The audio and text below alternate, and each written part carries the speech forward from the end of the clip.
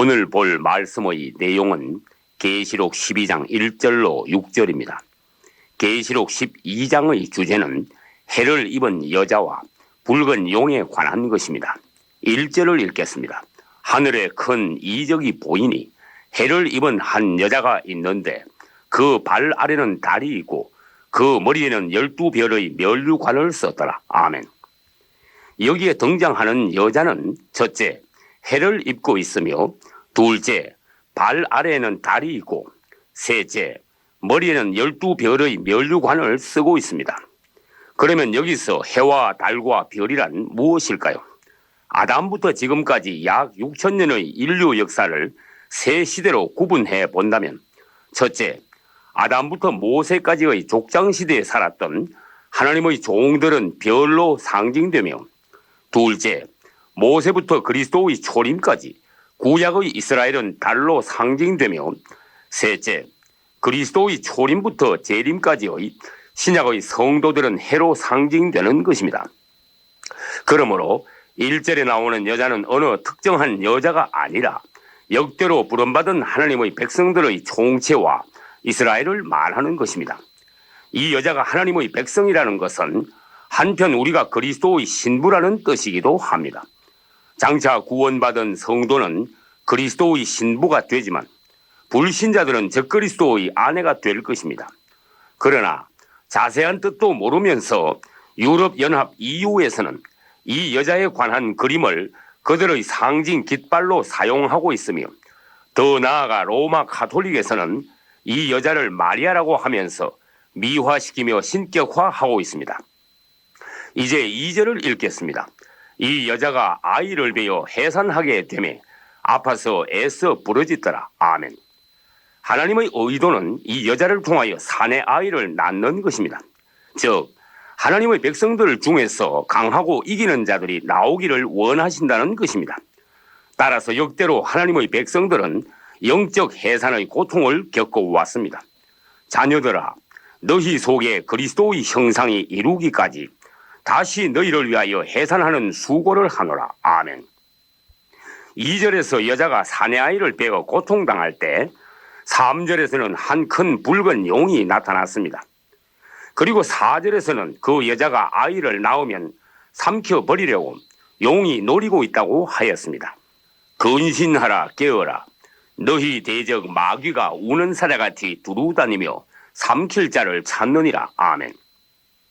에덴 동산 이후 사탄의 덩치는 점점 커지고 그 역사는 갈수록 강해져 왔습니다. 창세기 3장에서 하와를 미혹하던 작은 뱀은 이제 계시록 12장에 와서는 한 큰 붉은 용이 되었습니다. 그리고 창세기 11장의 바벨, 즉 바벨론은 계시록 17, 8장에 가서는 사탄의 큰 성 바벨론으로 확대되었습니다. 그러나 결국 하나님의 심판으로 큰 성 바벨론은 철저히 망하게 되며 사탄은 마침내 불못으로 들어가게 될 것입니다. 3절에서 붉은 용은 7머리에 10뿔이 달렸으며 또 머리에 7 면류관을 썼다고 하였습니다.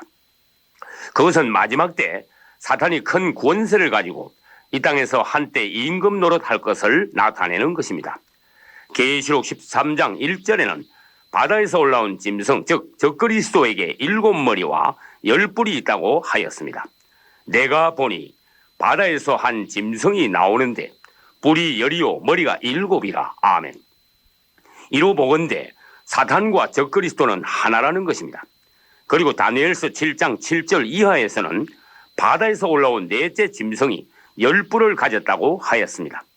이를 종합해보면 7머리에 10뿔 달린 짐승은 첫째 사탄이며 둘째 적그리스도이며 셋째 로마 제국인 것입니다. 이제 4절 전반부를 보겠습니다.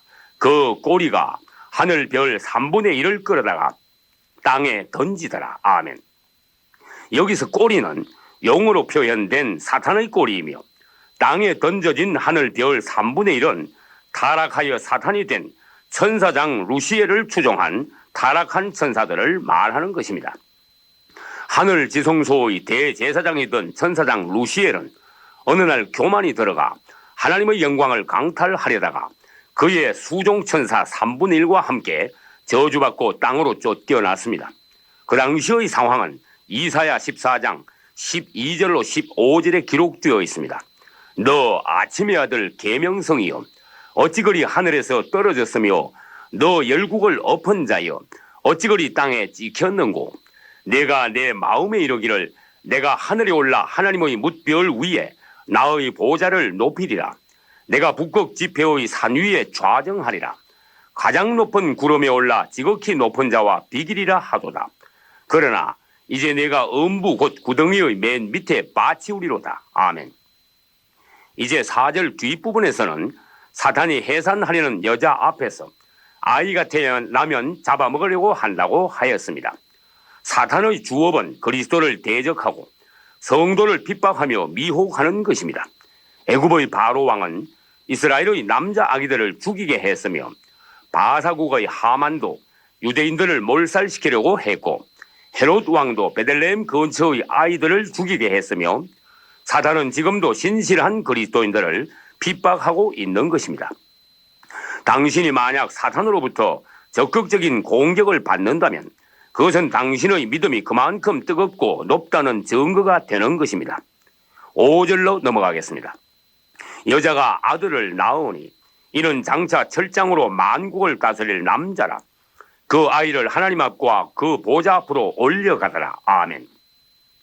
창세기 3장 15절에서 하나님께서는 장차 여자의 아들이 사탄의 머리를 깨뜨릴 것이라고 하셨습니다. 그리고 시편 2편 9절에서는 그리스도에 관하여 다음과 같이 말씀하셨습니다. 내가 철장으로 저희를 깨뜨리며 질그릇같이 부수리라 하시도다. 아멘. 한편 믿음 안에서 이기는 성도들도 철장 권세를 받으리라고 계시록 2장 26, 7절에서 말씀하셨습니다. 이기는 그에게는 만국을 다스리는 권세를 주리니 저가 철장으로 저희를 다스려 질그릇 깨뜨리는 것과 같이 하리라. 아멘. 5절에서 여자가 아들을 낳은 것은 구약의 이스라엘에서 그리스도가 나신 것과 신약의 교회에서 이기는 자들이 난 것을 말하며 결국 그리스도께서 성천하신 것처럼 이기는 자들도 하나님 앞으로 휴거되는 것입니다. 그러나 5절에서 성도의 휴거가 있은 후에 땅으로 쫓겨난 사탄이 여자 즉 이스라엘을 핍박하자 6절에서 유대인들은 광야로 도망하여 1260일 동안 하나님의 예비처에서 보호와 양육을 받게 될 것이라고 하셨습니다. 그 여자가 광야로 도망하며 거기서 1260일 동안 저를 양육하기 위하여 하나님의 예비하신 곳이 있더라. 아멘. 이 장면은 12장 14절에도 있습니다. 그 여자가 독수리의 두 날개를 받아 광야 자기 곳으로 날아가 거기서 그 뱀의 낯을 피하여 한 때와 두 때와 반 때를 양육받더라. 아멘. 6절의 1260일과 14절의 한 때, 두 때, 반 때는 같은 것으로서 그것은 땅에 대환란이 있을 후 3년 반의 42개월을 가리키는 것입니다. 성도들의 환란 때 성도들이 모여 공동생활을 하는 것처럼 유대인들의 환란 때 유대인들도 모여 공동생활을 하게 되는 것입니다. 그러면 마지막 한일의 동안의 세 종류의 사람들의 운명에 관하여 다시 보기로 하겠습니다. 첫째, 거듭난 성도들은 전 3년 반 동안 성도의 환란을 통과한 후에 후 3년 반 직전에 휴거될 것입니다. 둘째, 땅에 남은 유대인들은 후 3년 반 동안 하나님께서 예비하신 장소에서 하나님의 보호와 양육을 받으며 회개하게 될 것입니다. 셋째, 불신자들은 후 3년 반의 대환란 기간 동안 철저히 하나님의 진노의 심판에 노출되어 대부분이 죽게 될 것입니다. 그러므로 하늘과 그 가운데 거하는 자들은 즐거워하라. 그러나 땅과 바다는 화 있을진저. 아멘.